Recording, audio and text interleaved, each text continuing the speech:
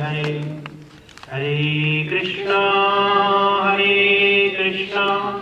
कृष्णा कृष्णा हरे हरे, हरे राम राम राम हरे हरे, हरे कृष्णा कृष्णा कृष्णा हरे हरे, हरे राम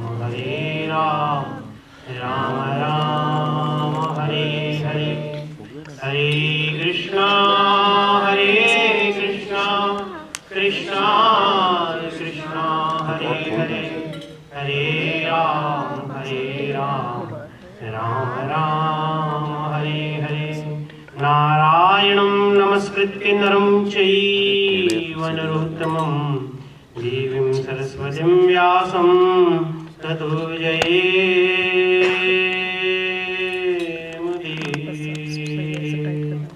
मुनीश वृंदावन विहारी लाल, श्रीमद्भागवत महापुराण की, श्री सुखदेव जी महाराज की, श्री व्यास जी महाराज की, श्री परीक्षित जी महाराज की जय।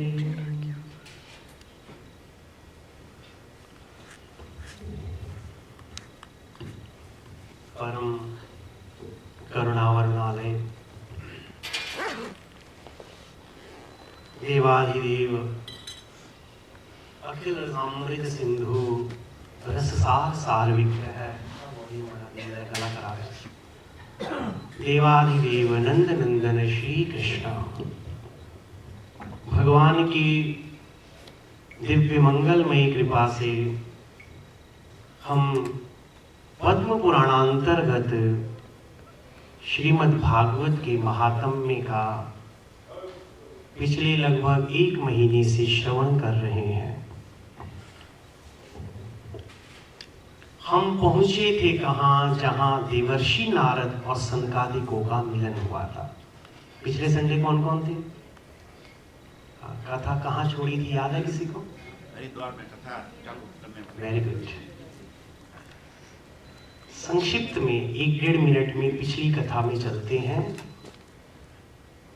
सूत जी महाराज शौनकादिक ऋषियों को भागवत महात्म्य सुना रहे हैं। नारद जी पहुंचे हैं बद्रीनाथ जी में, जहां उनका सनकादिकों से मिलन हुआ। नारद जी बड़े दुखी नारद जी। सनकादिकों ने कहा, कृष्ण का दास कभी होवे नहीं उदास। ये नारद जी आप चिंता तो क्यों हैं? ये पिछले संडे पूरा एक्सप्लेन कर दिया था। नारद जी ने बताया, जीवन से सत्य चला गया, तप चला गया, शौच चला गया, दान चला गया और दया चली गई। ये 5 चीजें जब जीवन से निकल गई तो जीव दुखी हो जाता है। ये 5 चीजें पिछले रविवार आपने पूर्ण विस्तृत तौर पे सुनी। नारद जी ने कहा, मैं सब जगह घूमा, वृंदावन पहुंचा, वहां भक्ति ज्ञान वैराग्य को देखा। भक्ति यौवनावस्था में है, ज्ञान वैराग्य बूढ़े हैं। उनकी जरावस्था कैसे दूर हो, मनुष्यों को भगवान की प्राप्ति कैसे हो, यह बताइए। तब सनकादिकों ने कहा, हे नारद जी आप ज्ञान यज्ञ कीजिए।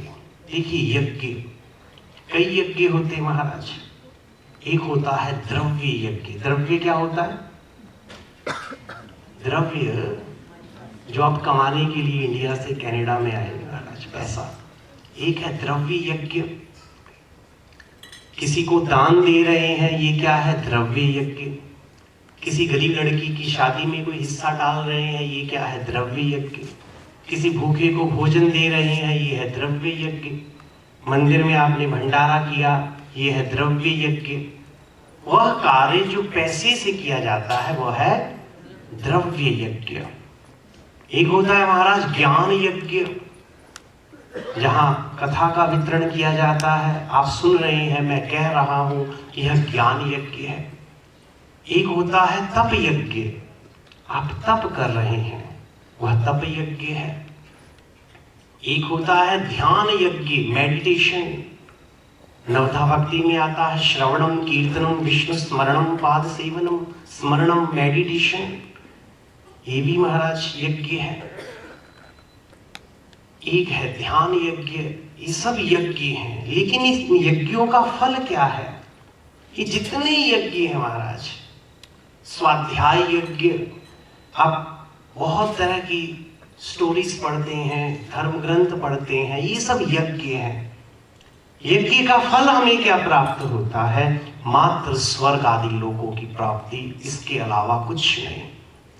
मैंने एक दिन पहले भी निवेदन किया था, दान से ज्यादा क्या होगा? स्वर्ग मैक्सिमम, और कुछ नहीं।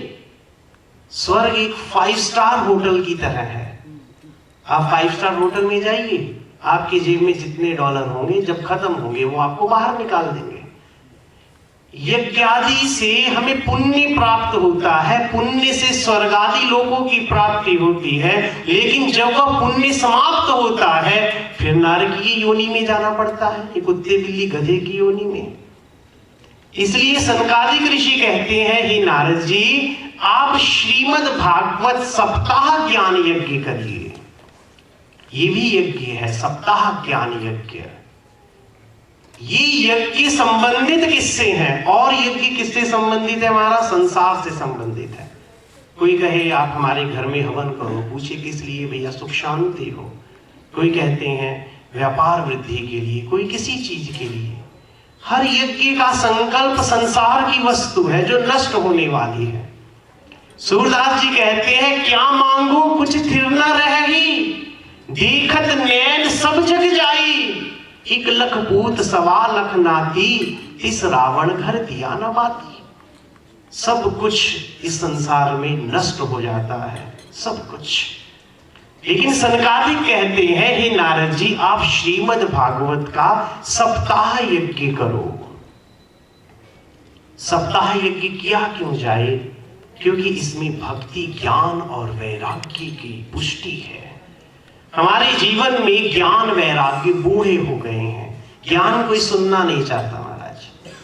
थोड़ा सा भी प्रवचन हो, लोगों को नींद के झोंके, वासी आनी शुरू हो जाती है। कोई पीठ लगाए महाराज बैठ जाता है, कोई मोबाइल लेके टक टक टक टक शुरू हो जाता है, कोई आसपास बातें करने लग जाता है। ज्ञान नहीं सुनना चाहता। ज्ञान सुनेगा नहीं जीव तो वैराग्य कहां से होगा? और वैरागी होना भी कौन चाहता महाराज? कोई चाहता ही नहीं। किसी साधु को देख लो महाराज, लोग ये कहेंगे बेटा डॉक्टर बन जाए, इंजीनियर बन जाए, लेकिन कोई ये नहीं कहेगा कि हमारा बेटा साधु बन जाए। एक डॉक्टर जब मरता है डॉक्टरी साथ में समाप्त हो जाती है, एक वकील जब मरता है उसकी वकालत समाप्त हो जाती है, लेकिन जब एक भक्त मरता है महाराज भगवत धाम की प्राप्ति होती है। मैं एक बार बस में सफर कर रहा था जालंधर से चंडीगढ़, और मेरे आगे वाली सीट में एक माताजी अपने छोटे से बच्चे को गोद में लिए। तभी और कोई सीट नहीं खाली थी, तभी एक साधु आए और वो जगह खाली थी, वहां बैठ गए। अब बच्चा रोए, माँ कह रही चुप कर, वो बच्चा चुप ना हो, माँ बोली चुप कर, पापा खाजूगा। अब पापा खाजूगा, वो पापा डरावना विषय हो गया। वैष्णव, साधु, संत, ब्राह्मण, गाय, वट वृक्ष, पीपल वृक्ष, तुलसी जी, गंगा जी, ये सब नाम मात्र से पवित्र करते हैं महाराज। और हमारा विषय क्या हो गया? बाबा खाजूगा, बाबा खा जाएगा महाराज। अब बच्चे को शुरू से ही ऐसे संस्कार मिल गए, बड़ा हो कि वो क्या सत्संग में जाएगा। हमारे परमाराध्य गुरुदेव पूज्यपाद अतुल कृष्ण गोस्वामी जी महाराज एक बार नौली के पास बैठा था, एक मैया आई, बच्चे को उसने प्रणाम करवाया। हमारे गुरुदेव आशीर्वाद देते थे तो मात्र एक ही आशीर्वाद, श्री कृष्ण चरणेर रतिमस्तु। इसका मतलब होता है भगवान कृष्ण के चरणों में तुम्हारी बुद्धि रमण करे, रति करे। जैसे कामी और कामिनी रति करते हैं, ऐसे बुद्धि भगवान के चरणों में रति करनी चाहिए। उस औरत ने पूछा था कि मतलब हो या जी? गुरुदेव ने समझाया भैया इसका ये मतलब। बोली नहीं ये छट्टो ये बात जो देव आशीर्वाद है तो बथेरी उम्र पई है, बुढ़ा होएगा ता दिखाएंगे। हमें नहीं पता हम बूढ़े होंगे कि नहीं होंगे। प्रहलाद जी महाराज, आप अष्टम स्कंद जब आएगा सुनेंगे, दैत्य बालकों को शिक्षा देते हैं, हे दैत्य बालकों, आप क्या समझते हो जीवन की और घड़ियां आएंगी? अभी मैं आपको 12:29 पे कथा सुना रहा हूं, 12:30 पे सुना पाऊं ना सुना पाऊं कोई गारंटी नहीं, कोई नहीं जान सकता। हम सोचेंगे कल करेंगे, कल करेंगे, कल करेंगे, महाराज करते करते कल कल कल कल करते काल रूपी भेड़िया इस जीव को उठा के ले जाता है, लेकिन वो कल आता ही नहीं महाराज। मैं आपकी नहीं, अपनी ही बात कर रहा हूं।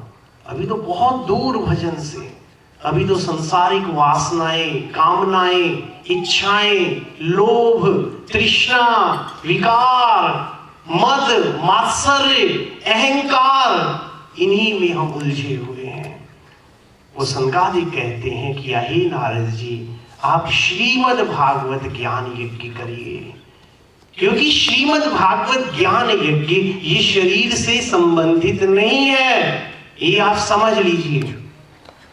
भागवत सुनने से मिलेगा क्या? संसार के अन्य ग्रंथ सुनने से महाराज पुण्य मिलेगा, लेकिन भागवत सुनने से महाराज पुरुषोत्तम मिलेंगे, नारायण मिलेंगे।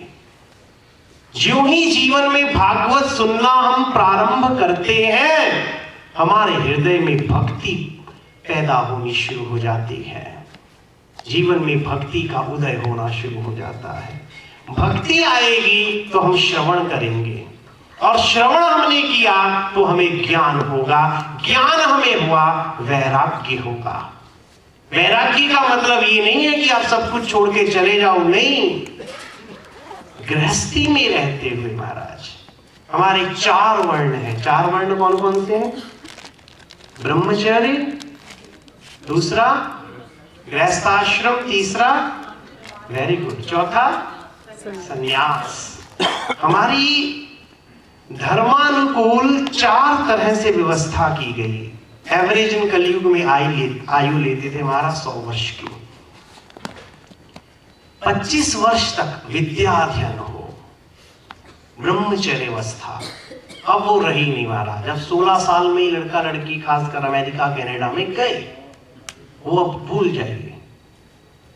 लेकिन उसके बाद था गृहस्थाश्रम, धन्यम गृहस्थाश्रम, जहां साधु आएंगे, जहां अतिथि आएंगे, सबके लिए गृहस्थाश्रम।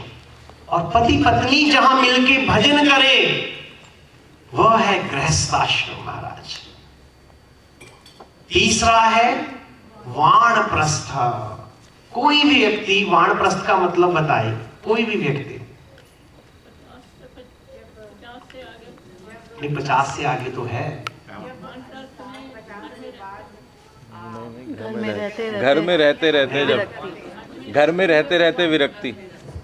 और कुछ देखिए, संन्यास से पहले आता है वानप्रस्थ। ठीक, very good, very good, 99%, 9 point बिल्कुल ठीक है। पॉइंट 1 लास्ट बताता हूं। वानप्रस्थ का आश्रम होता है, आप घर में रह रहे हैं। ये देखिए, हम में से ज्यादा अभी वानप्रस्थ ही बैठे हैं, क्योंकि कथा में बच्चे या यंग तो होते ही नहीं महाराज। और रह गए बुजुर्ग लोग, आधे तो चलो मंदिर जाए आए। अभी पिछले संडे मुझे कोई मिले, मैं कहा हाँ जी आप लेट आए, दर्शन कर लिए? नहीं, मंदिर जाए आए। कहते हाँ हाँ। मैं कहा मंदिर में कौन कौन मिला? बोले मिसिज खन्ना मिली, मिसिज महाजन मिली, मिसिज रीटा मिली, मिसिज इंदिरा मिली, सबके नाम गिना दिए। मैं कहा मिसिज लक्ष्मी नारायण नहीं मिली आपको? सब मिले, भगवान नहीं मिले महाराज। हम आते पहले देखेंगे कहाँ बैठी है सहेली, फिर उसको कहेंगे आ रही हूँ, चलो आगे गए, माथा भी नहीं अच्छी तरह से देखा, और गए हाँ की हाल है। अरे कथा में बैठे हो, सत्संग में आए हो महाराज। थोड़ी देर के लिए जीवन में सत्संग बहुत जरूरी है, आत्मा का भोजन। तो उस वानप्रस्थ का मतलब क्या है? हम घर में रहें, देखें सब कुछ, लेकिन कहें कुछ ना। अब समझिएगा, बड़ा गहरा विषय है ये, कि ओदा पीपा रुड़ जावे, पर कहना किसी ने कुछ नहीं। समझे आप बात? समझे? वानप्रस्थ है, देखो सब कुछ, कहो कुछ मत, क्योंकि बच्चे अब बड़े हो गए। अगर वो सलाह मांगे तो दो, अगर सलाह नहीं मांगी और आपने देनी शुरू कर दी, शास्त्र कहता है अपमान हो जाएगा। और आज हम सबके घरों की यही स्थिति है। बच्चे गलत करते हैं, माँ बाप से देखा नहीं जाता, माँ बाप बोलते हैं तो बच्चे उल्टा उत्तर देते हैं और देंगे, क्योंकि आपने ही मर्यादा को भंग किया। चौथा है महाराज संन्यास आश्रम। अब सबसे विरक्ति होकर भगवान का भजन करो। लेकिन आज हमारे न ब्रह्मचर्य है, न महाराज वानप्रस्थ है, न संन्यास है, हम गृहस्थ को ही भोगे जा रहे हैं। मूल से भी ज्यादा हमें व्याज प्यारा हो जाता है महाराज। एक बार नारद जी आए मृत्यु लोक में, अलग अलग जगह गए, मंदिरों में देखा आरती, घंटे, घड़ियाल, कथाएं हो रही हैं। जहां जहां गए महाराज बड़ी बड़ी लंबी मंदिरों में लाइनें। नारद जी गए वैकुंठ में, वैकुंठ पूरा खाली। वैकुंठ में शेष शैया के ऊपर नारायण लेटे हैं, लक्ष्मी चरण दबा रही है। नारद जी ने कहा प्रभु मैं सब जगह घूम के आया, इतने आपके भक्त, लेकिन वैकुंठ पूरा का पूरा खाली। आप अपने भक्तों को वैकुंठ में नहीं लाते। भगवान ने कहा हे नारद मैं सत्य कहता हूं, मेरे पास कोई आना ही नहीं चाहता। नारद जी ने कहा प्रभु मैं तो देखकर आया, इतना लोग आपका जप तप कर रहे हैं।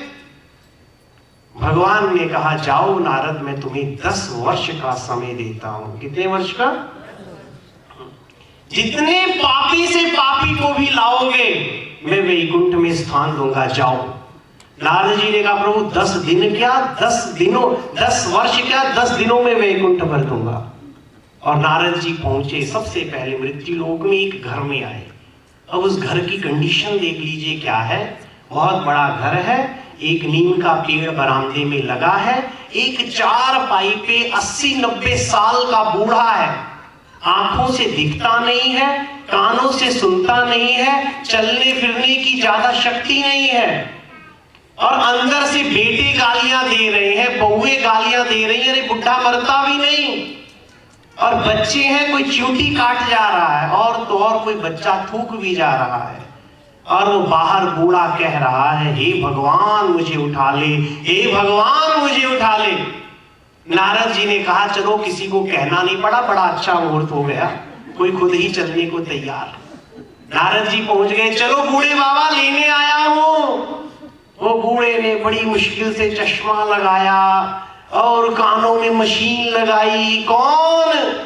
बोले मैं नारद, तुम कह रहे थे ना हे भगवान उठा ले, चलो मैं लेने आया हूं, वैकुंठ को ले चलता हूं। महाराज वो बूढ़ा को कांपने लगा, अरे नारद जी मैं तो मजाक कर रहा था, सच भी थोड़ी कह रहा था। इस सृष्टि का सत्य कोई भी मरना नहीं चाहता।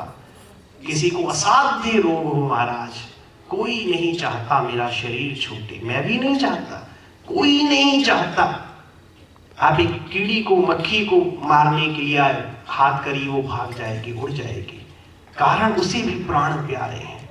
नारद जी ने कहा चलो, बोले नहीं नहीं मैं तो वैसे ही कह रहा था।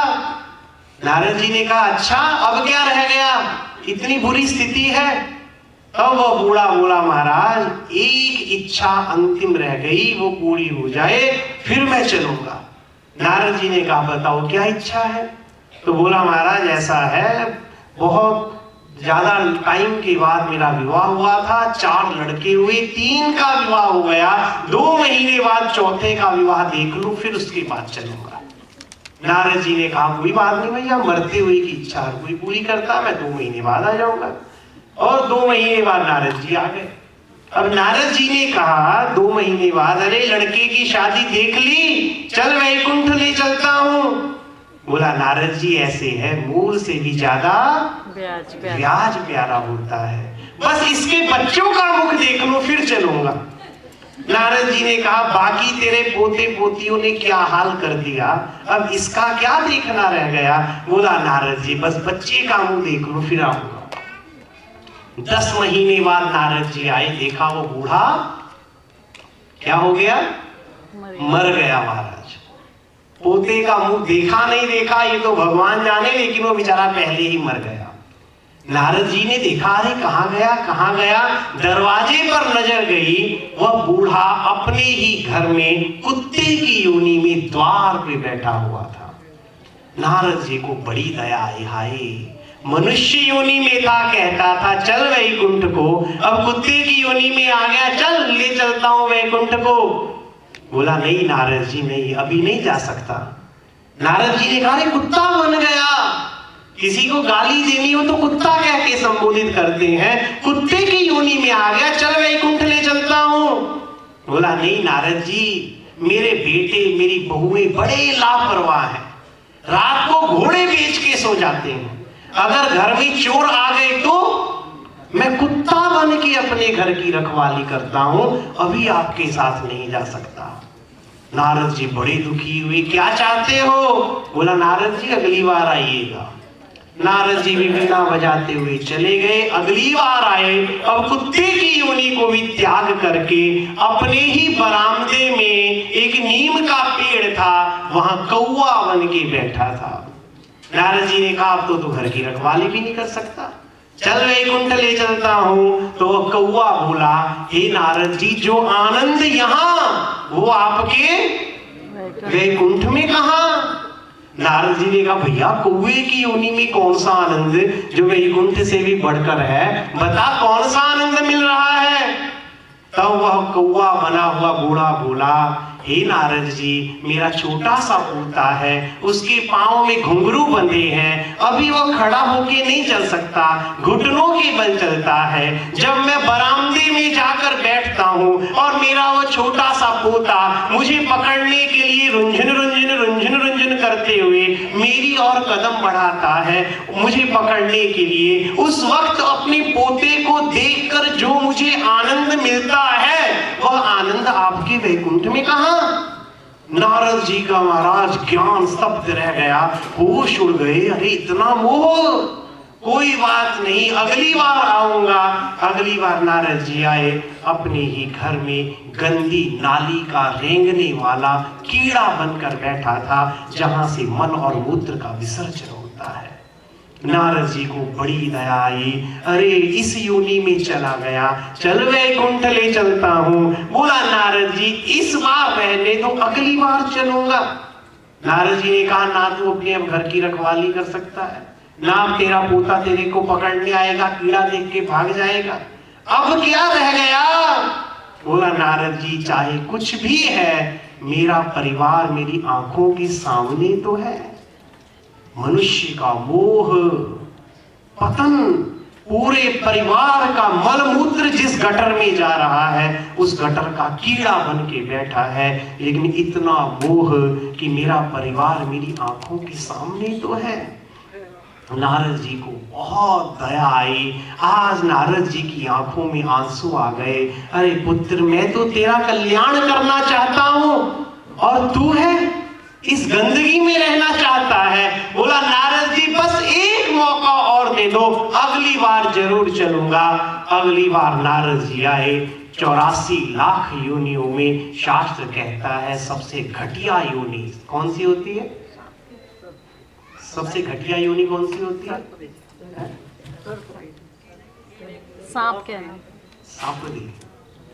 सबसे घटिया योनि शास्त्र कहते हैं 84 लाख योनियों में सांप की योनि। और महाराज ये सांप की योनि में चला गया। नारद जी ने कहा, तू बाहर आया, तेरे ही बच्चे डंडा मार के तेरा सिर फोड़ देंगे, चल वैकुंठ ले चलता हूं। बोला नहीं नारद जी, इस बार तो किसी हालत में नहीं जा सकता। नारद जी ने कहा, अब क्या हुआ? बोला मुझे भी नहीं पता था। नारद जी ने कहा, क्या नहीं पता था? बोला महाराज, धन में घर में गड़ा हुआ धन था, सांप की योनि में आया तो मुझे मिला, जब तक ये धन मेरे परिवार को नहीं मिल जाता, मैं इस सांप की योनि को नहीं त्यागूंगा। नारद जी आज कुछ न बोले, नारायण नारायण कीर्तन करते हुए चले गए कहां? वैकुंठ में। हे भगवान, आपने सत्य कहा था, आपके पास कोई आना नहीं चाहता।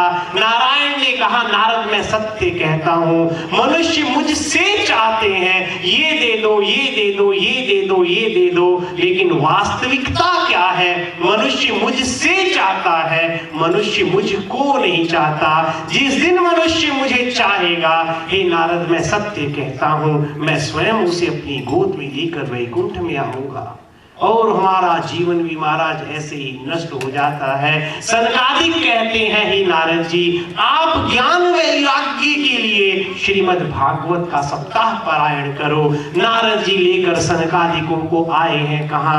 आनंद नाम के घाट पर। पूरी त्रिलोकी में हल्ला हो गया, अरे नारद जी कथा करवा रहे हैं, सनकादिक कथा कह रहे हैं, नारद जी कथा करवा रहे हैं। और महाराज इतना विशाल हल्ला हुआ, चारों तरफ भागे भागे वैष्णव लोग हरि कथा सुनने के लिए आने लगे। महाराज हरि कथा रसिक जन, महर्षि वेदव्यास लिखते हैं, कथा सुनने आए कौन?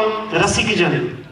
अभी लंगर में बहुत टाइम है, नीचे आरती भी होगी, बीच में ही लंगर के लिए चले जाते हैं।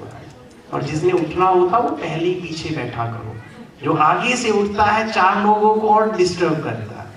तो महाराज पूरी कथा में हल्ला हो गया, त्रिलोकी में हल्ला हो गया। नारद जी कथा करवा रहे हैं, सनकादिक कथा कहने जा रहे हैं। 4 सनकादिक मैंने पिछली बार बताए थे, कोई उनका नाम बताएगा? सनक, सनातन, कोई भी एक आदमी?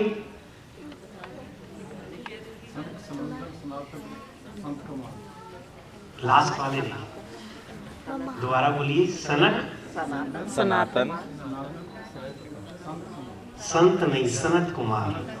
सनक, सनंदन, सनातन, सनत कुमार महाराज ये चारों कथा के लिए एकत्रित हो गए। नारद जी से दिए हुए दिव्य आसन पर वैष्णव दीक्षा को लेकर ये सनकादिक कथा कह रहे हैं। इस कथा को सुनने के लिए सबसे पहले वैष्णव आने लगे। उनके पीछे पीछे महाराज महर्षि च्यवन, गौतम, पराशर, देवल, विश्वामित्र, जन्हो, जावली, छायाशुक, मार्कंडेय इत्यादि सब ऋषि आए। कौन कौन आए महाराज? पहले वैष्णव आए, उनके पीछे पीछे ऋषिजन आए। मात्र ऋषि नहीं आए, अपने पुत्रों को लेके आए। मात्र पुत्रों को नहीं, अपने महाराज शिष्यों को लाए और साथ में अपनी पत्नियों को लाए। सारे वेद आए, पुराण आए, उपनिषद आए, मंत्र, तंत्र, यंत्र और महाराज छहों शास्त्र मूर्ति मंत्र होकर वहां पर उपस्थित हुए। गंगा, यमुना, सरस्वती, कावेरी, भागीरथी, अलकनंदा, सतलुज, व्यास, नर्मदा, चिनाब, झेलम, ब्रह्मपुत्र इत्यादि सभी तीर्थ कथा सुनने के लिए आए। और महाराज पुष्कर आदि सरोवर कथा सुनने के लिए आए, प्रयाग आदि तीर्थ कथा सुनने के लिए आए, चारों दिशाएं कथा सुनने के लिए आई, हिमालय आदि पर्वत कथा सुनने के लिए आए, दंडकारण्य आदि वन कथा सुनने के लिए आए, और तो और भागवत कथा सुनने के लिए देव दानव तक भी महाराज कथा सुनने के लिए आए।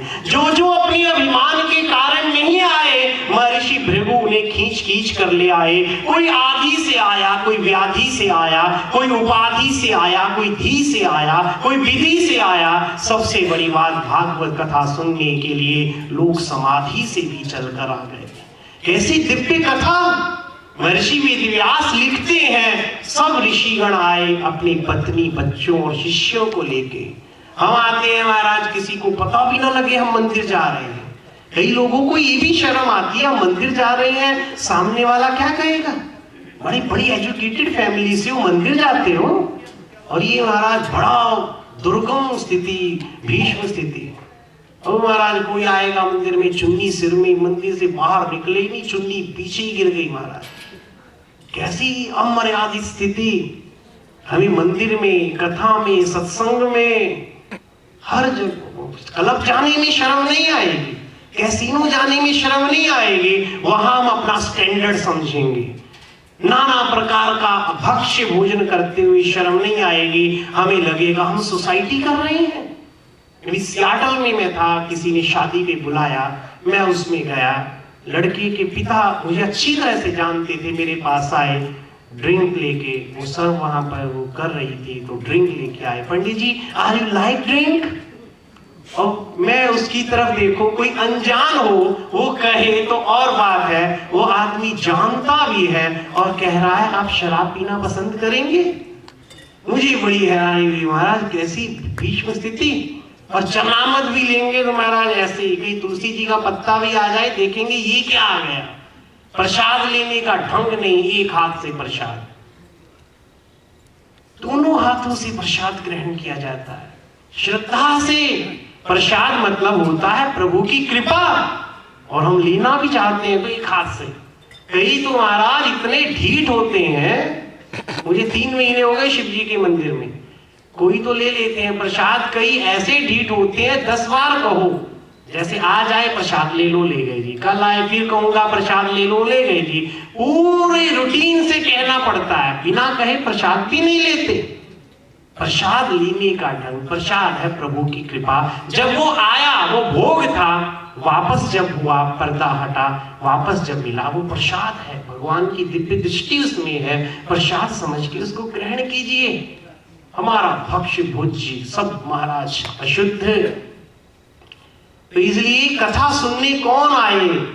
ऋषिगण आए पत्नी और बच्चों और शिष्यों को लेके।